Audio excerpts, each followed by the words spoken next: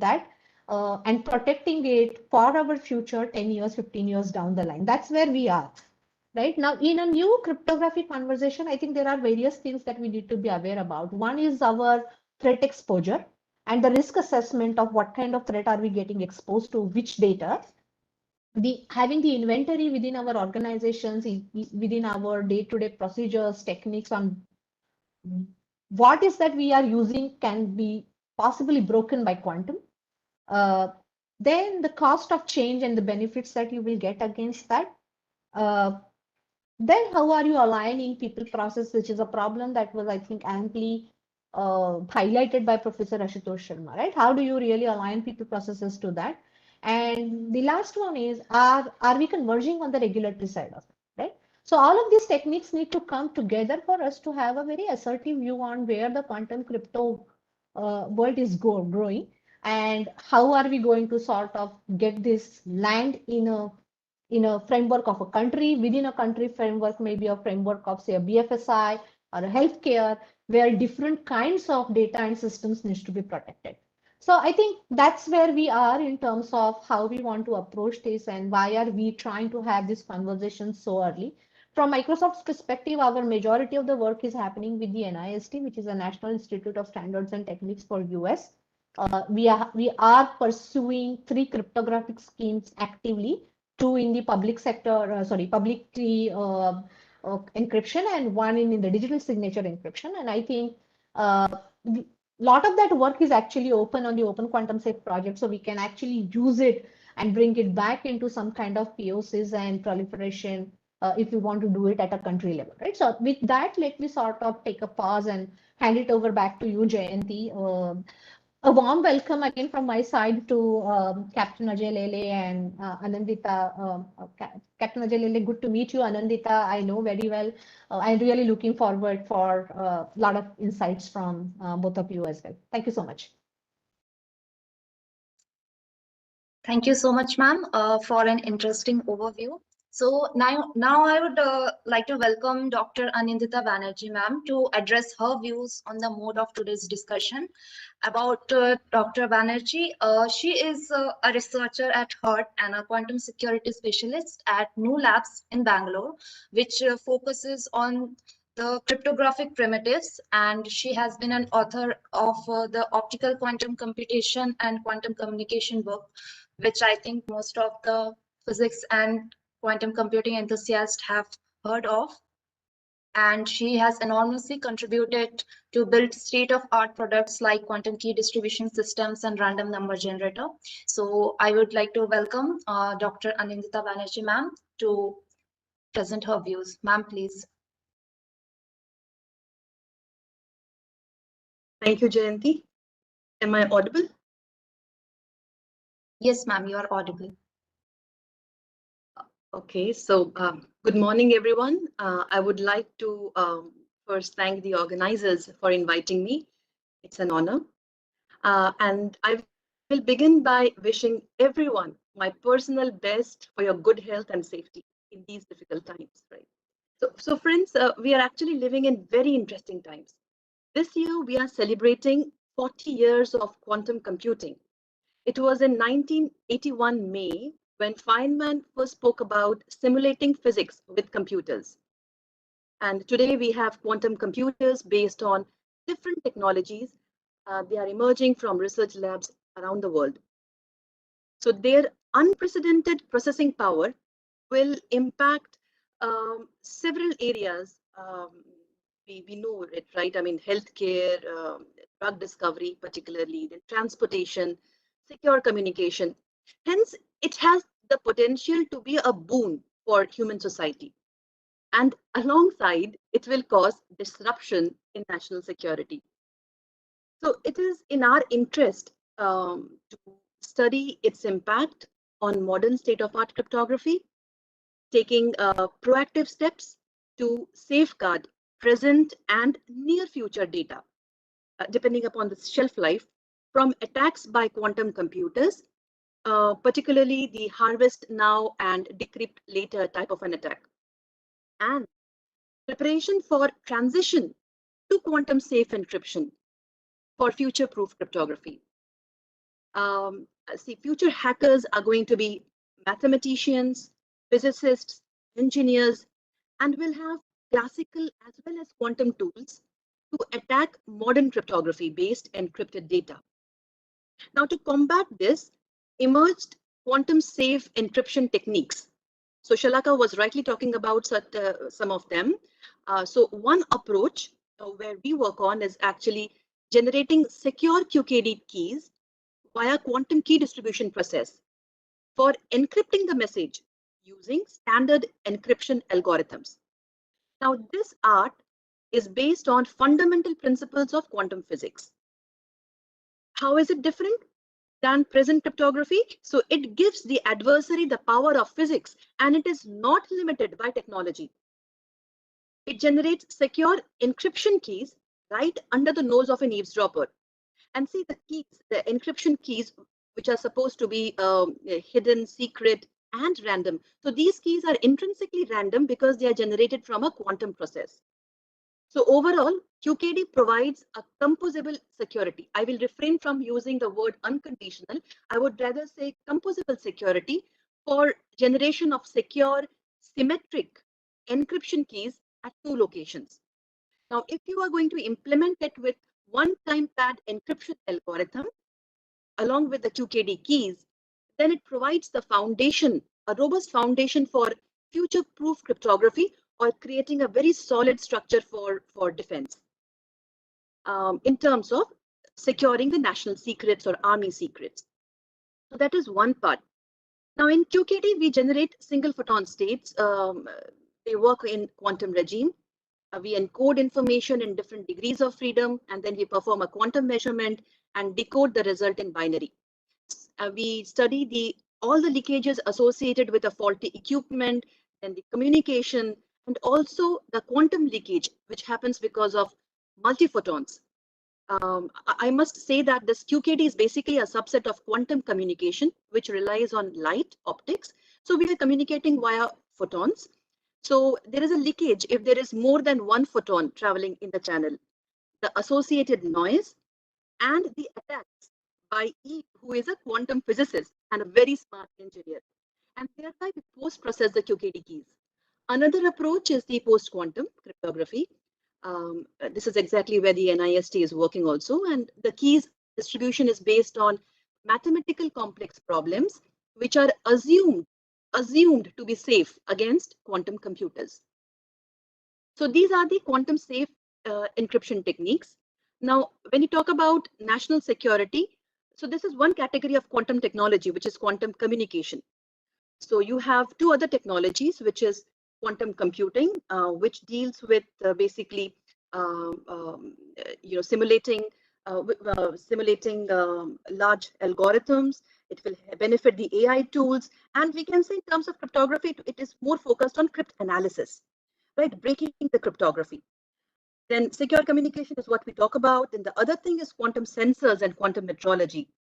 Now they are going to have a potential application in defense because as Professor Sharma was also talking about these devices or quantum sensors, they have the capability of detecting everything from stealth aircraft using quantum radar to submarines using quantum ghost imaging, then underground facilities like quantum gravimetry, and then also position navigation and timing applications are there, which will enable navigation without GPS. So these are game changing, and this will also change warfare, particularly the water warfare.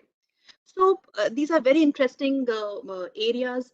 And let me tell you, at QNU, we are building quantum technology based devices for quantum safe encryption, particularly QKD, which is extendable to 100 kilometer considering restricted attack, and quantum random number generators, which generates around 100 megabits per second. So friends, globally, a lot of quality research and engineering has enabled this technology to reach the community. When I say community, it's you and me. In fact, this is the only mature technology which has become commercially available. At present, we are seeing some quantum sensors in the market, but particularly QKD technology was there for a long time, say around 10, 15 years. And parallelly, scientists around the world are going further deep into this technology and building testing labs which shall enable standardizing this technology for large community consumption, I should say. And apart from that, there are many standardization bodies like European Telecommunication Standard Institute, National Institute of Standard and Technology, NIST, uh, Cloud Security Alliance, then there is International Telecommunication Union, ITU. They're coming out with white papers, and industry work group enabled standardization drafts for quantum safe encryption. A tremendous and well coordinated global effort is taking place in last few years, because you see, when you talk about standardization, this is also a complex process.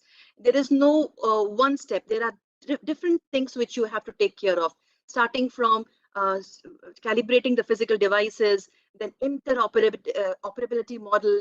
Then there are different steps in it. So it is a huge effort. And finally, it gives me immense pleasure that in our country, we have scientific bodies, we have government bodies, we have private sector, we have startups. They all are actually working together proactively in this direction as well. So that is all I think I want to begin sharing with you.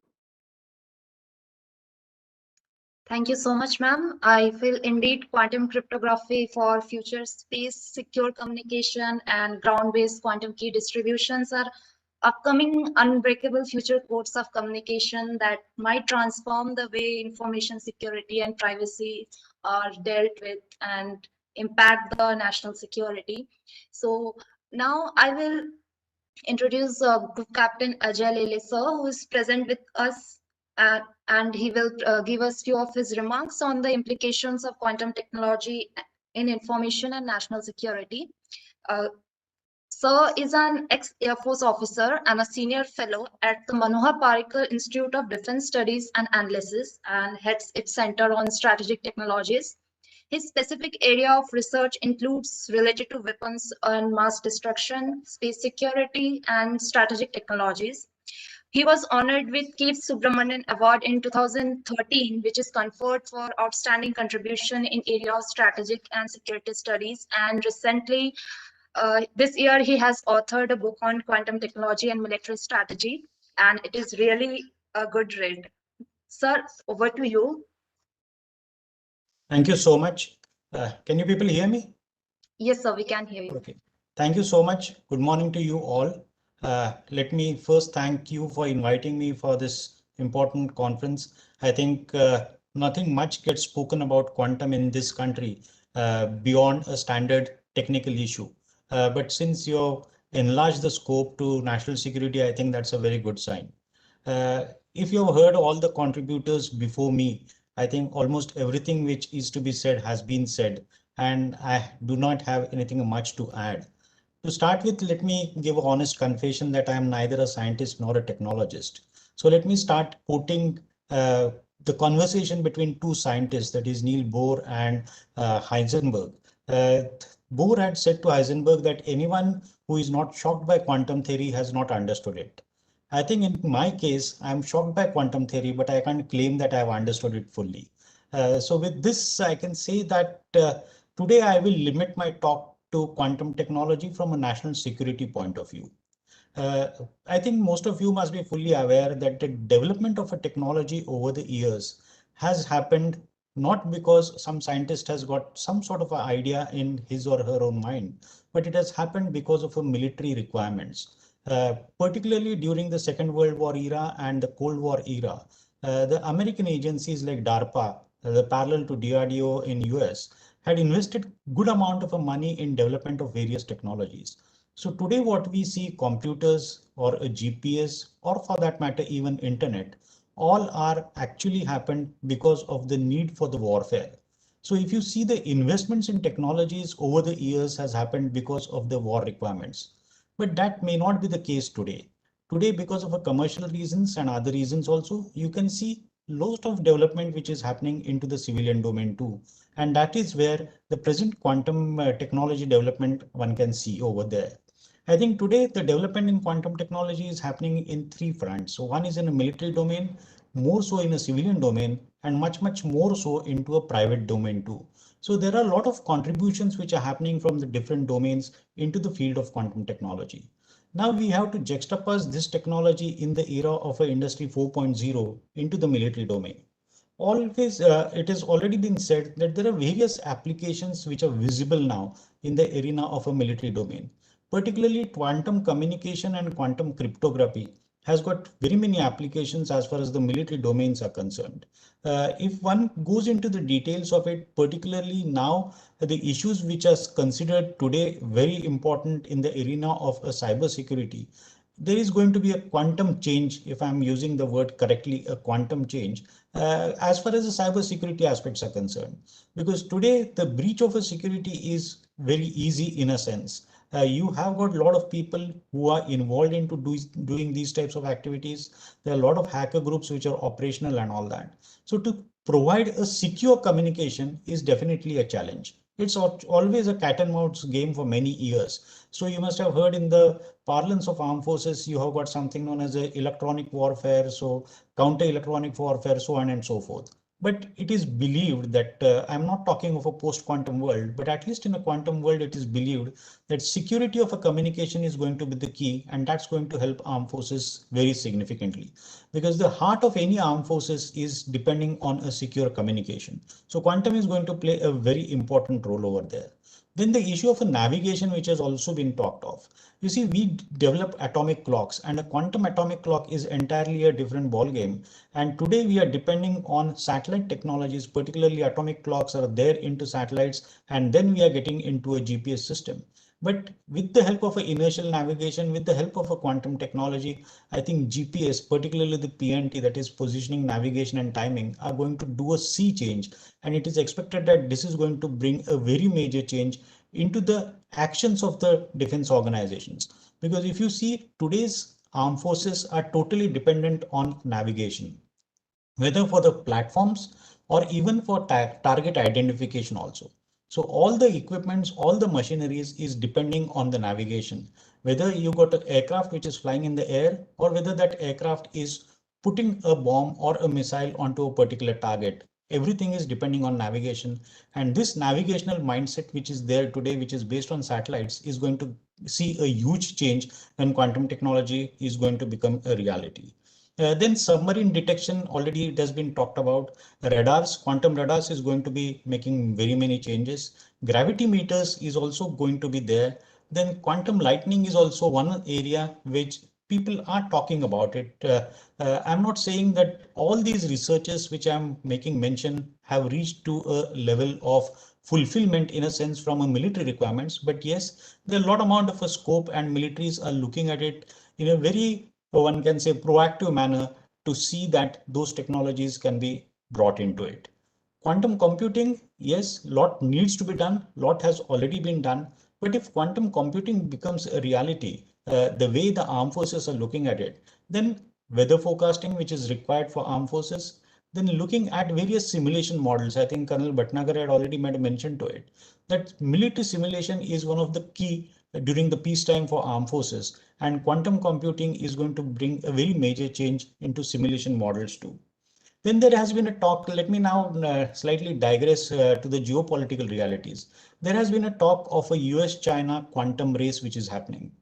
You see, the concept of an arms race is a Cold War era concept where both the countries, both the parties, I can say, in those period, the erstwhile USSR and USA, were competing with each other because of a nuclear backdrop. Any technology which get developed, whether it boosts your nuclear infrastructure, was the key over there. But today we are slightly beyond all those things. So today's quantum race has to be looked both from a military perspective, at the same time from a commercial perspective too. There are a lot amount of challenges which are there. There are a lot amount of activities which have already happened. One is not sure whether the claims which have been made about quantum supremacy and all that, how much water they can hold. But yes, at least a good beginning has happened. So from that point of view, I think there is a great future as far as military services are concerned. Already it has been talked about QKD. It is one of the most successful technologies, and definitely those types of changes are going to happen. I'm sure most of you are aware about Beijing Shanghai line and all those types of activities which are happening. So a lot of things are happening. If I have to name the countries which are doing good work from a military perspective, it's not only US and China, but you've got countries like Israel and countries like Australia who have invested big into developing quantum technologies from a military architecture. Then there are various other countries like Austria. Countries like Austria had major developments made into quantum satellites. Finally, the satellite was launched by China, but the technical development was done by the scientists from Austria. So if you see, a global footprint is already existing as far as quantum technologies are concerned. People are developing technologies both for strategic requirements as well as for commercial requirements. I think the way I was making a mention that the Cold War era concept of military technology, the technologies getting developed into military domain is not the same what we are seeing today. So commercial element is going to come in a big way, and that's where the power politics is going to play a very important role. So you will have few countries making some sort of a noises about arms control, about banning a certain amount of technologies, because that's the way the national politics and the geopolitics keeps on.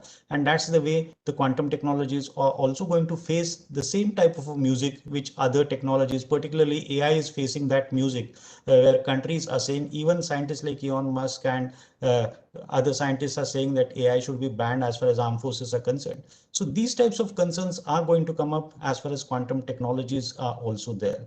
So in the end, I will say that today quantum technology is showing a very major potential, and it may change the nature of a warfare. People have already started talking of a different natures of warfare. One nature of a warfare which has been talked today is a cyber warfare. People are talking of a space warfare. In the same light, certain people are saying that if these technologies mature, then actually it's going to change the complexion of the armed forces, and you never know, tomorrow there could be a quantum warfare too. I think one should not look at a technology from a warfare point of view. One should look at a technology, how best it could help in a national security, and that's what's the key is over here. I think I'll stop over here. Thank you so much, sir.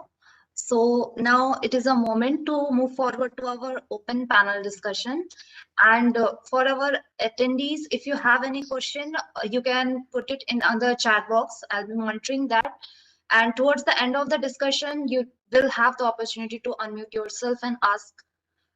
So I hope we are ready to begin. So initially, following through the discussion, I have a question for Dr. Anindita Banerjee, ma'am, that as currently the technology is being developed in the research and developmental phase, and few of them have come to industrial applications as well. So I'd like to know what are the challenges in implementing these higher standards of encryption with respect to cybersecurity in future.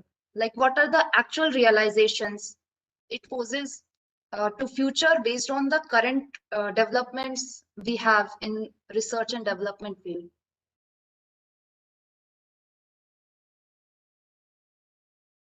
Yeah. So, Jayanti, if I can understand, you want to you are asking how difficult it is to realize a quantum technology product in terms of the security.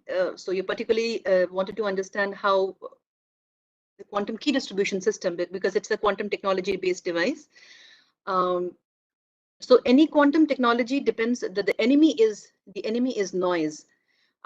So when we are using quantum communication, we are actually using a single photon states. Today, the optical communication, if you see, there are millions of photons in one pulse, right? And the power is usually in milliwatt. But when we are doing a quantum communication, then it comes down to picowatt. So they are very fragile to atmospheric noises, to propagation, and also to the system noises. So it had been challenging as to segregate the noise, work on the signal to noise ratio, understanding where the trying to understand how to filter out the data or the information from a noisy system, and what actually makes it noisy. So yes, it has been very interesting. It started from right instruments to realize that device, and when you actually working on it, there are different areas where software, hardware, implementation, protocols, the post processing done. So what are the state of art technologies in all these areas? And also when you're talking about quantum cryptography, I must tell you that it only addresses the problem of key generation, encryption key generation. So we have to use state-of-art cryptography primitives for authentication and for post-processing like error correction and all. So yes, building a product, a quantum technology product, was very challenging because, as also we discussed, Ms. Professor Sharma had said that it is an interdisciplinary field. And it needs expertise or inputs from different disciplines, like from mathematics to information science, from computer science to optics, to quantum information. So it is very challenging. And now after finally it is done, how do I integrate it in the system? See, today everything is based on the RSA. So today, if you look at the RSA, it is actually a $4 trillion dollar industry. And we have certain algorithms, for example, the Shor's algorithm, which solves the factorization problem in polynomial time. And so all the encryption algorithms, for example, the discrete log, the RSA, which are based on these techniques, are going to get erased. And adopting two approaches, which is the software approach, either I substitute these algorithms with another mathematical algorithm, for example, the PQC algorithms, the lattice-based algorithms, then how is a network going to take its load? How so we need the processors processing these mathematical algorithms will be different from what we are using now. So it calls for a lot of effort. To tell you, to summarize, so there is a fantastic equation. It tells you that it's a simple one: x plus y less than or equal to z. So if x, which is the shelf life of the data, and y, which is the transition time. So if I'm going to combine the shelf life and the transition time, transition from classical to quantum safe encryption, if that is more than the realization of a large-scale quantum computer, then there's going to be a period where we are going to see a crypto apocalypse. So that is dangerous. And if you're looking at the current prediction, then the scientists around the world, the experts, the standardization bodies, they all agree that a full-scale quantum computer, there's a 50% chance that in the next few decades we might be seeing something, a large-scale quantum computer which can crack RSA 2048. So there is a decent threat, and there are challenges building this technology, implementing this technology, and selling this technology. Yes, ma'am. I agree with you on that. Adding to it, I would like to forward to Shalaka ma'am to emphasis on how regulations could better define and overcome the factors as mentioned by Anindita ma'am while exploring future innovations, growth, and development of technology. Yeah, thanks, Jayanti, for that. And before taking that question, let me sort of add few things to what Dr. Anindita already said, right? So while we are looking at about a decade down the line when we will probably have a quantum computer which will break the current RSA. The efforts on standardization on the post-quantum cryptography are, I think, sufficiently advanced at this point. And I'll drop a link in this chat where the top 16 candidates for the final standardization on that algorithmic space are being pursued via various rounds of expert reviews and POC stages. I think we are at round 3 right now in that conversation, where the final 4 shortlist candidate for public key encryption and final 3 shortlist candidate for digital signatures are already established. Some of the public key algorithms which are shortlisted by NIST are Microsoft developed, especially one called as Frodochem and the other one called as Psych. Frodochem is based on lattice-based cryptography. Psych is based on elliptic. And on the signature-based, you have Picnic, which is symmetric key-based signature algorithm, which uses QKD for key generation and exchange. Right. So why am I calling this out is if you go to that link, you can actually go follow the link on this particular algorithms, which will take you to a quantum open safe project where you can actually download the code and compile it. And as a student, I think you can actually do a project where you can build a small client server architecture where you can have some kind of message exchange using the shortlisted cryptographic schemes and measure it for yourself, right? For the same message exchange, if you're doing it via a standard RSA, how much time does it take? How much additional CPU does it consume? What is the additional latency that you see at the application code?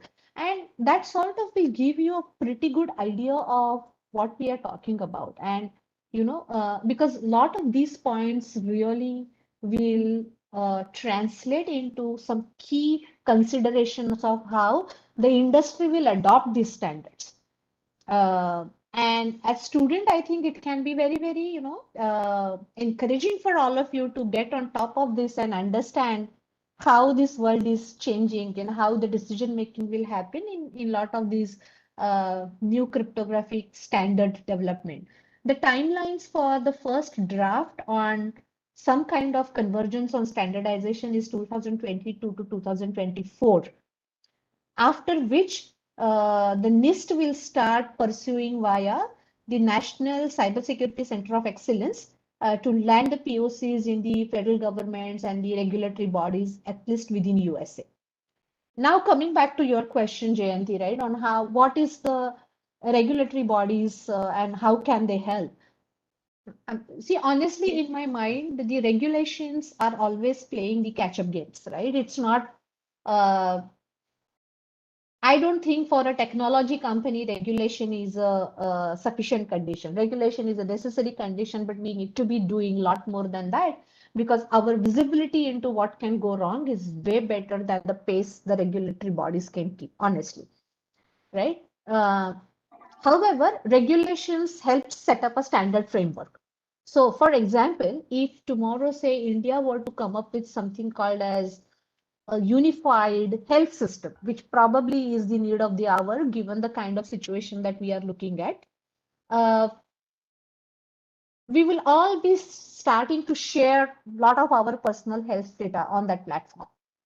And we would like to be assured that that platform is going to be sensitive and secure enough to sort of protect our own information and make it available to people whom we would like to be made available and withdraw the visibility when we want it to be withdrawn, right? Now, if you start thinking about such kind of data systems like the health system, similarly, you now have financial data on the BFSI. The current context of today's conversation is defense, so that definitely is a major angle there, right? I think laying out the right kind of security standards help to sort of align different bodies in all of these different domains towards a common goal. And it establishes a common denominator across the collaborating parties. So, when you, as a bank, if you are exchanging information with a bank and a bank in turn is exchanging the information with some other bank, there is a common denominator that can get established by, say, RBI to establish that, okay, at least this much level of security would be available to all stakeholders, irrespective of where we are going. It also helps you standardize your processes and practices and application interfaces. Because now you know that, okay, for me to communicate with other banks, if I'm going to use a public asymmetric key, then probably I'm going to use Prodochem across all banking layer. So that sort of gives me an idea that my all external facing applications need to be supportive of this particular algorithmic scheme. So to that extent, I think the regulations help the industry to forecast the changes required and quickly adapt to at least secure a common ground for collaboration and communication without disrupting the end user scenarios to a huge extent. So I'll take a pause there and maybe just open it up for any other comments from the panelists. Sure, ma'am. So adding to that, if Dr. Anindita ma'am and Troop Captain Ajay sir has to add anything to it, else we'll move up further.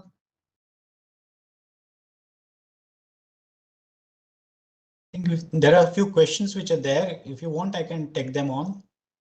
I have read those questions. There's one particular question which is about Pakistan, which has been asked about ISI, whether they will catch hold of these technologies. I think to my mind, we got to look at Pakistan slightly differently when the domain of a technology comes in. Like I was making a mention that there are countries who are pretty sure that they will not be able to reach those levels of technological expertise, particularly from a security point of view, at times take a diversionary tactic and go to the United Nations and ask for banning of certain technologies. As far as Pakistan is concerned, it has already started making noises about what we call autonomous weapon systems. These are the systems where a weapon is taking a decision on its own and it will go and hit the target. So Pakistan has already started making noises along with few other countries of banning these things. As far as quantum technologies are concerned, it is supposed to be a very unique technology in a sense that today it is said that when there is an incoming missile towards any country, then there is a counter missile attack which has been launched. And that missile attack, when it is launched, the coordinates are fixed and the missile cannot change its route once it has been launched. But with the availability of a quantum technology, it is thought that the nature of this missile attacks, even you can change the target while missile is in the air. So those sorts of challenges are which are going to come up, and definitely smaller countries like Pakistan will have issues with these things because these types of technologies are very difficult for them to get. Only option for them remains is countries like China could give them those technologies. Then there are one or two other questions which are there. Particularly, there is a question on quantum, basically cryptocurrency.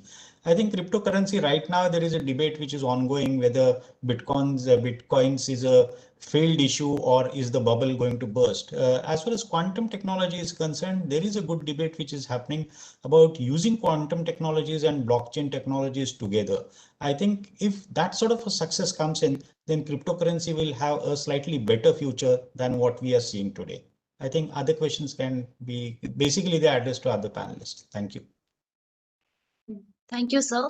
And sir, can you give us an insight on how India can plug in itself into the international scientific and strategic disclosures happening in quantum technology and strategic issues? Like, what are the roles of global research community that plays and the cross-border impact it has due to development of? Yes, yeah, it's a very interesting question. You see, if you really look at it at a level of an industry, right from IBM, Microsoft to Google, almost every industry is involved into it.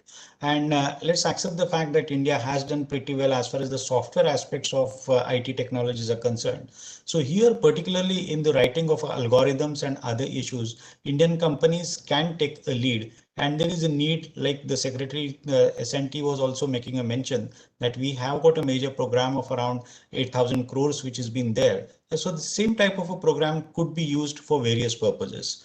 DRDO has already started working on it. Also, a mention was done to that.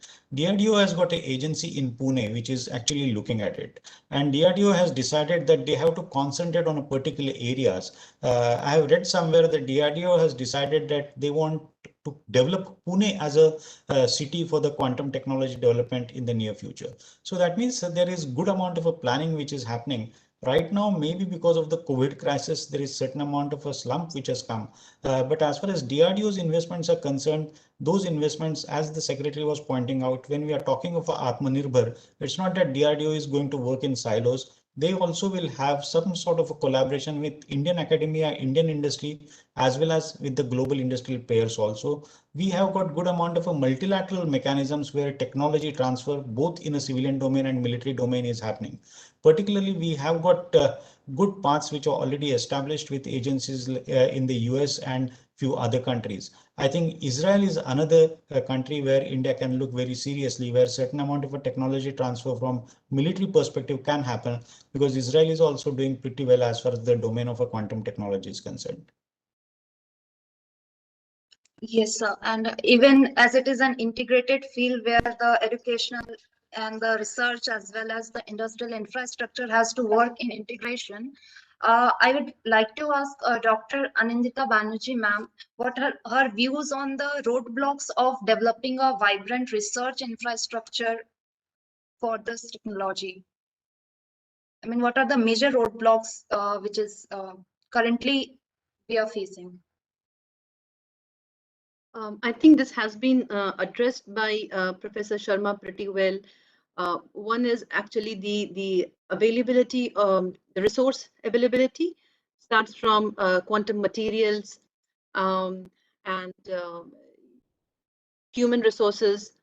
Also, there is a shortage. I mean, we don't yet have any labs in our country where we can test these technology products like a single photon source, or there are certain institutes which are developing these in silos. But if we have a national lab where we can bring this devices, test them, calibrate them, so this is something where we should work on. It will be really helpful in taking the technology further. Sure, ma'am. Okay, I'd like to mention here that Shalaka ma'am, I think,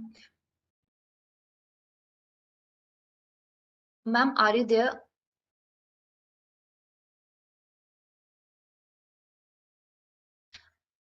Okay, actually, ma'am had to leave the meeting as she had some other important issues. So it was a pleasure having her here. Moving forward, we will be kind of concluding it as we have already passed our scheduled time. For conclusion, I would like to have your views on what do you think would how to deal with this dual use technologies. With it, like a commercial origin tech can have unintended national security consequences. So how that can be governed from the research perspective as well as for the national security. And Dr. Anita Banerjee, and after that, Group Captain Ajay sir can present your views. Sir.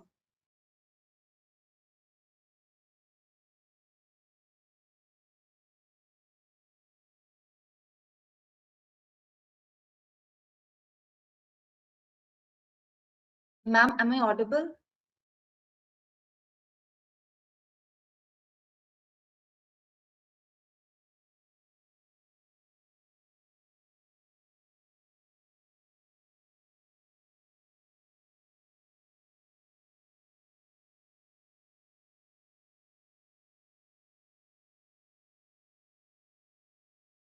Ajay sir, are you there?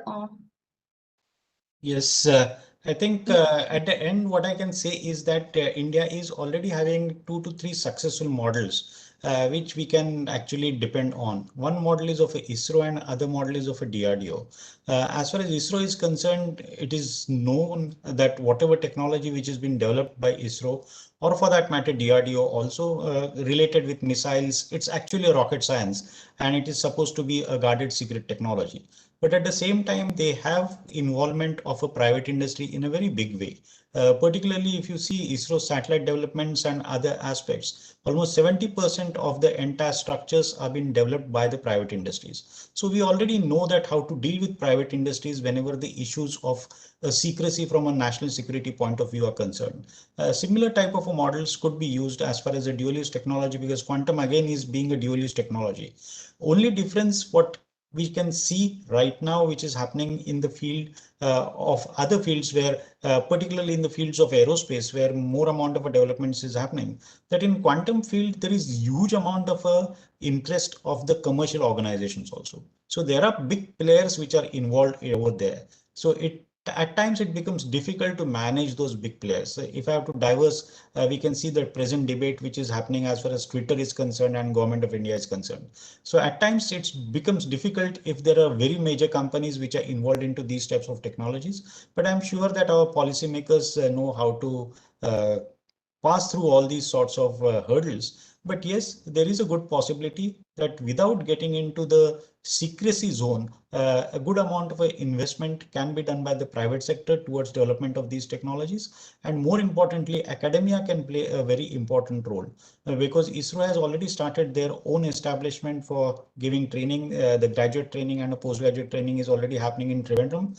DRDO also has got their own university, which is in Pune. And various IITs and various other institutes also are involved into it for a development of a technology. So I'm sure that in coming days, investments into private sector, both big players as well as startups and academia can work together with major scientific development agencies like ISRO and DRDO in the country.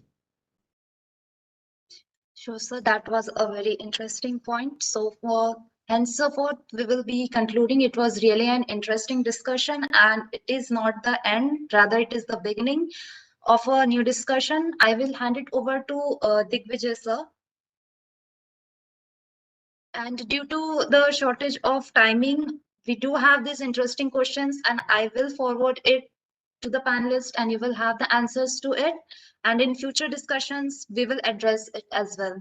So please. Okay. Thank you, Jayanti, and thank all the panelists for this interesting insights they've shared with give the point of view from a technical perspective, particularly from Ms. Shalaka Verma and Dr. Anindita Banerjee, and from a strategic view by Group Captain Ajay Lele here.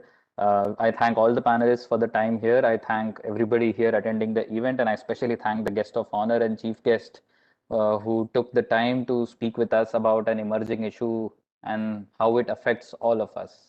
I hope that all the attendees with us here enjoyed the discussion, gained from this discussion, perhaps gave them some sort of a focus of what they want to pursue further in life. And we hope we've been able to answer the questions also. For those who, all the questions that we've not been able to sort of take because of the paucity of time here, we'll reach out to our panelists, send your questions, and circle back with responses as and when we get them. So with this, I would close the event for the day, and I would encourage all of you to sort of keep an eye on this space at SASTRA_IND for updates and similar such events. And we'll be coming up with similar such cutting edge issues and events which concern national security in one way or the other. So thank you, everybody. Thank you, panelists, for your time. And I would close the event with that. Thank you.